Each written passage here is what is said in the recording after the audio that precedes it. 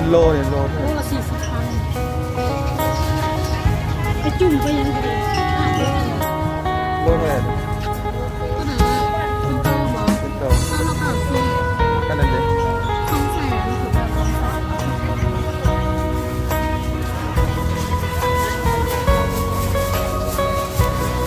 โลเท่าไหร่นี่40,000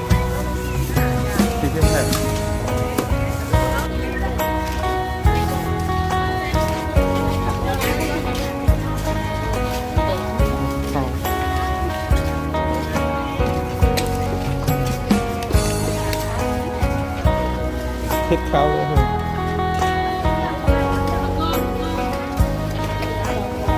เฮ็ดข้าวเลย80ไปยังไงมันจะ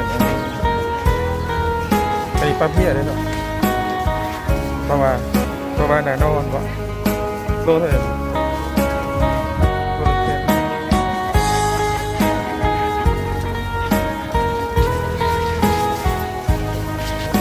อันนี้ไปยังไง แต่อันนี้บางอย่างเนาะเปิดเผย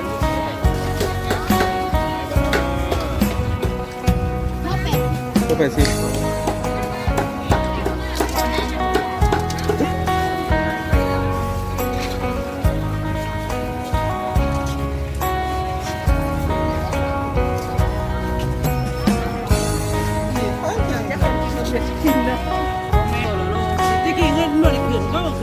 โลเท่าไหร่ เรื่องมาตัวเท่าไหร่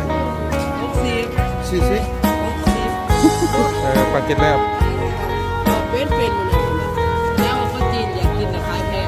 ไปเบอร์เจ้าเท่าไหร่โลบ่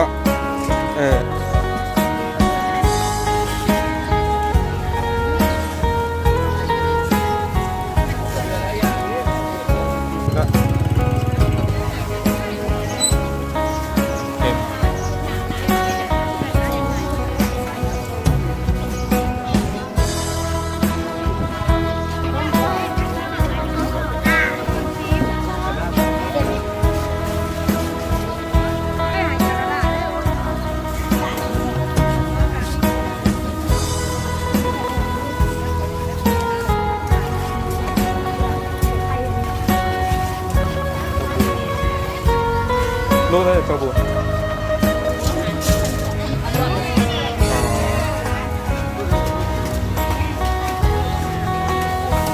มาบุกนี่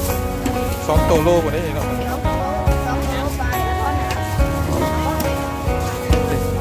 มาเตะรอบผมก็ถึงว่ามื้อหน้าบ่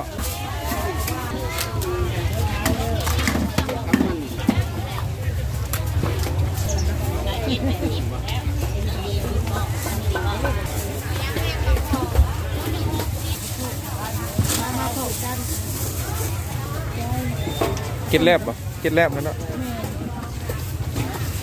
ตัวไข่วะ อันนี้ ตัวไข่เอาเลยตัวไข่ งามๆเลยปลาอย่างนี้ ไข่นะ ปลาอย่างนี้ ปลาข้าวมัน ปลาข้าวมัน ไม่ได้ไข่หาภาพแล้วมันจะแซนซิ โลเท่าไหร่นี่ เส้นหา3 โล 3 โลเอาโล50บ่มึง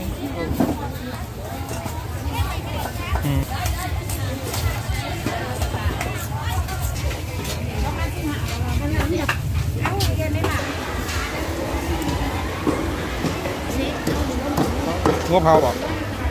โลเท่าไหร่เฮ้ย70อ๋อ ไก่แล้ว